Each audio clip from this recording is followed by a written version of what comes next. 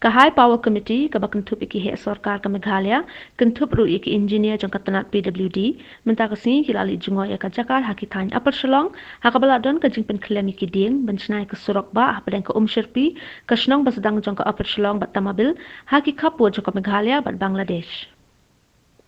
Kani ka jingali jungo jong ka HPC ka long ban yo iki jingtip babnya knang bakin la ban Aisha ka yeng bishar Meghalaya High Court hakaba andan ka jing sngap ya ka mukaddama bala ai dekat tu ka niki nong shong shong ki bala persya ya ka jing pom ding ban shnai ka tika surok